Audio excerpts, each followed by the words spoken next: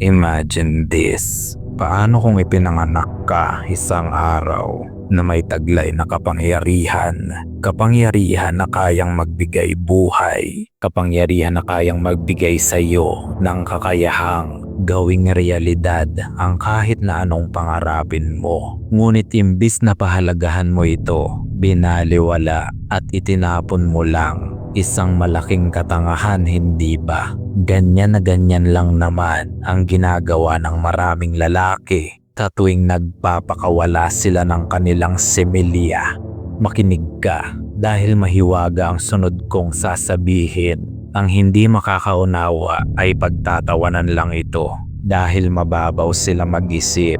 Ngunit ang lalaki at babae ay ipinanganak na nagtataglay ng magkaibang enerhiya. Ngunit parehong mahiwaga. Ang katawan ng babae, komplikado yan. Ngunit tunay na mahiwaga dahil may kakayahan ng katawan nilang magsilang ng panibagong buhay dito sa mundo.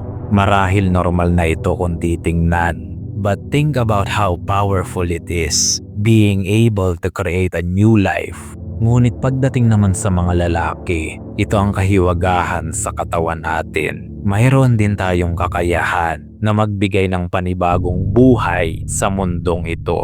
At ang kapangyarihan na iyon ay nasa ating mga similya.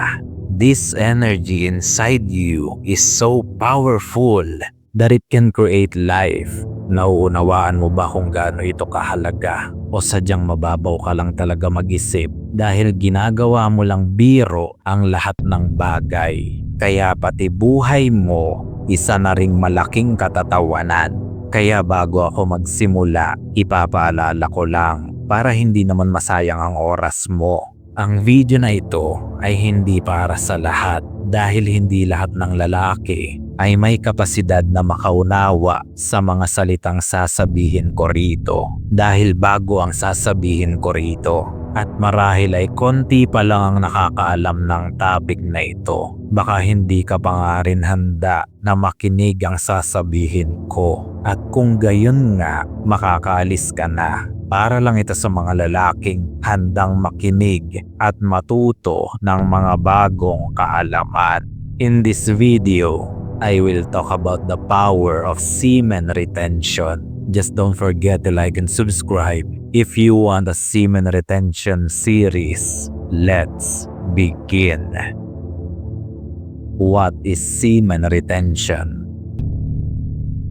Ang semen retention ay ang practice na kung saan ang isang lalaki ay nagpipigil na magpakawala ng similya nito sa kahit anong paraan.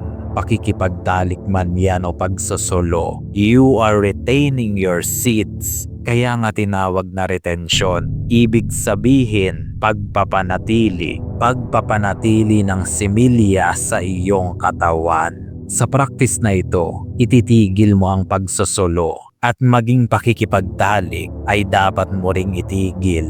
Iyan ang kahulugan ng semen retention. Ngayon, ito ay hindi lang limitado sa pagpapanatili ng similya. Kaakibat din nito ang pag-iwas sa panonood ng porn o kahit na anong malaswang video dahil mas mataas ang posibilidad na mag-fail ka sa semen retention mo kapag nanonood ka ng malalaswang video dahil pwede itong mag-trigger sa iyo na mag-solo. Sa madaling salita, semen retention is no masturbation, no porn, and no ejaculation. Effects of semen retention.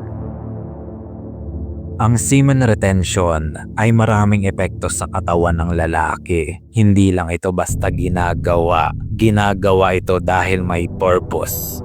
Sasabihin ng media sa inyo na masturbation is healthy. Tatapalan kayo niya ng kung ano-anong research and studies para lang papaniwalain kayo na healthy ang pagmamasturbate. But in reality, lahat ng research at pag-aaral na iyon ay puro kasinungalingan at bunga lang ng korupsyon, bayad at may bahid ng salapi bilang form of control. Wag na wag kang maniniwala na healthy ang pagmamasturbate Dahil ang totoo, masturbation is unnatural to the human body. At biktima rin ako niyan. Dumaan at naranasan ko rin yan dahil sa kamangmangan ko at murang pag-iisip hanggang sa magising ako sa kasinungalingang inihahain sa akin. Ano bang nararamdaman mo pagkatapos mong kalampagin yang batuta mo? Do you feel strong? Do you feel motivated? Do you feel energetic? Do you feel powerful? Don't lie to me.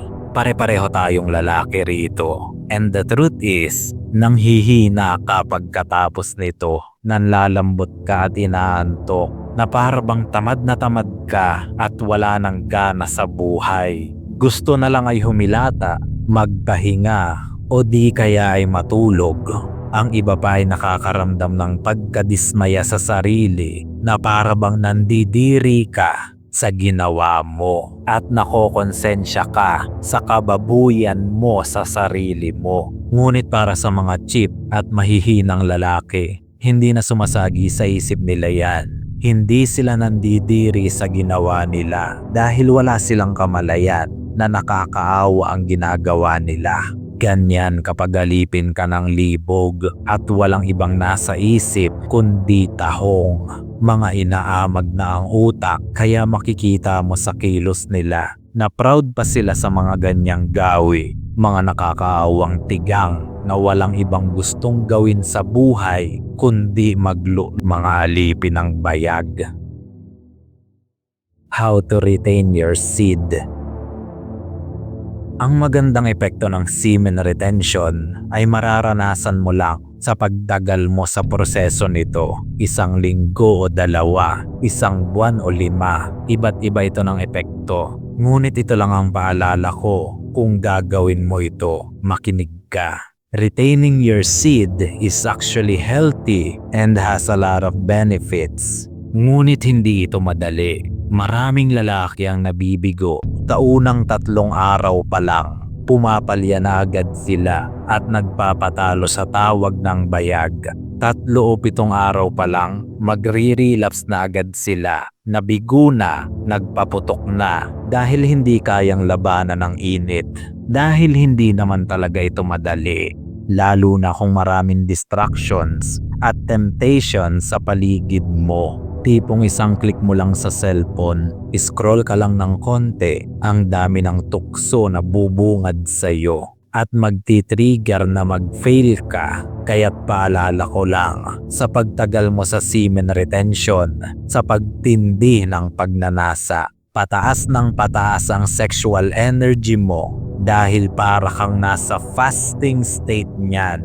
The longer you go without food, the more hungry you become. During semen retention. Sa semen retention mo, dapat may goals ka. Goals na makabuluhan. Hindi yung gusto mo lang maka 1-month streak sa semen retention. Walang kabuluhan yan. Nabanggit ko kanina sa intro ng video na ito na ang similya mo ay kapangyarihan mo at dito mo yan magagamit. Makinig ka. When you are in semen retention, you will inevitably become powerful.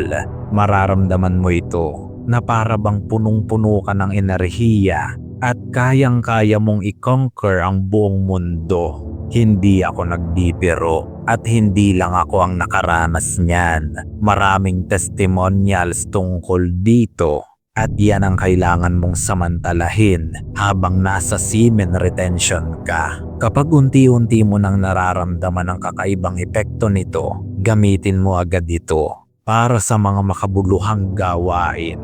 If you feel powerful, you can do anything. Gym workout man yan, exam preparation, or business plans. Huwag mong sayangin ang benepisyo nito. Gamitin mo ito sa pag-abot ng goals mo sa buhay. Use that energy to dominate your game, to get ahead in life. Hunting season.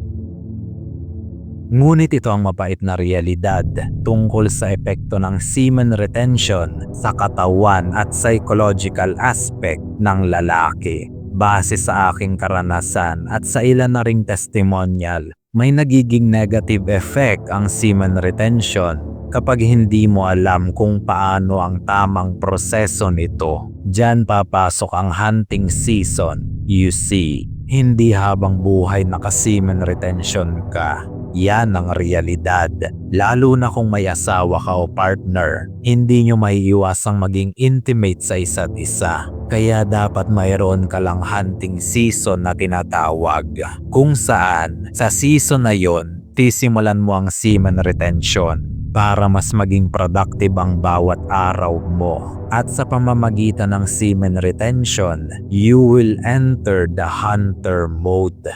Ngunit, masyadong general at malawak ang topic na ito. Nais ko sanang maglaan ng bukod na video upang ipaliwanag ng mas detalyado kung ano ba ang hunting season, mga benefits ng semen retention, mga bagay na hindi dapat gawin at kung paano makaiwas sa relapse at marami pang iba. You see, malawak na usapin ang semen retention. At kung makita ako na maraming interesado sa topic na ito, gagawa ko ng series of videos about semen retention.